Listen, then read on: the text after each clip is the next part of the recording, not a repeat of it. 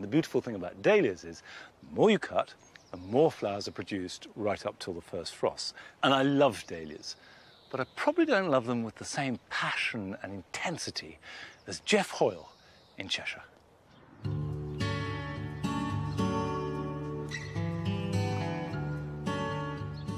Whatever position you want to put it, there is a dahlia that will fit. I love the different sizes and shapes and colours. I mean, for starters, you've got every colour but blue.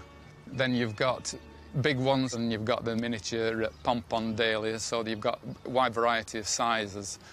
And you've got different shapes as well. And also, even heights. You've got some that will grow to 8 foot high and others that only grow to 2 foot. Well, I was brought up to be a gardener, and my dad was a king dahlia grower, and when I was a lad, he used to have me crawling around under his dahlias. Well, when we first came here, it was just one long piece of grass.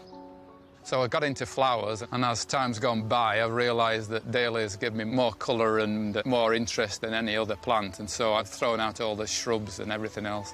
The lawns have got smaller. Really, it's taken over my life, I suppose. Well, I plan everything by height. I go around each autumn, measure how high each dahlia has grown and keep records. And then when I put my stakes in the following spring, I try to allocate a tall dahlia to a tall stake and a short dahlia to a short stake so that it gets a tiered effect. There's a dahlia there called Rycroft Delight, which always grows to about 8 or 9 feet.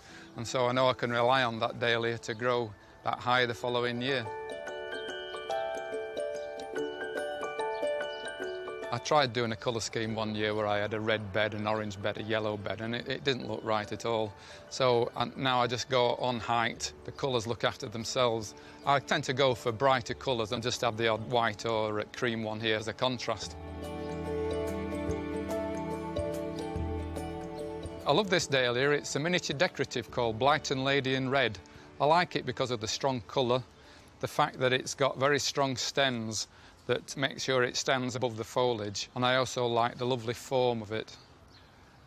This one is a dark leaf variety called Happy Wink. It only grows about 2 foot tall, has loads of flowers, beautiful colour. The bees love it.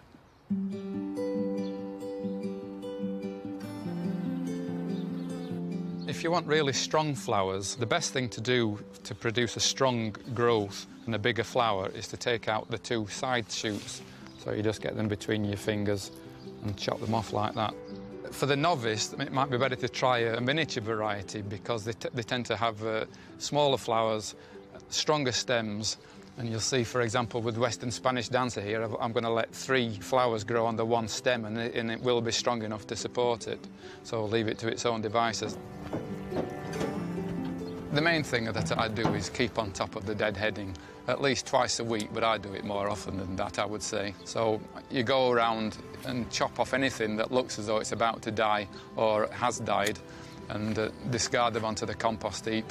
And you'll find that by the following day there's plenty more flowers anyway. I'm quite ruthless. People say, take that home and put it in a vase, but it's on my compost heap. It does take a lot of my time. Is it worth it? Absolutely worth it. I mean, when you get to times like this and you look around and you think, I've done that, yeah, it's worth it.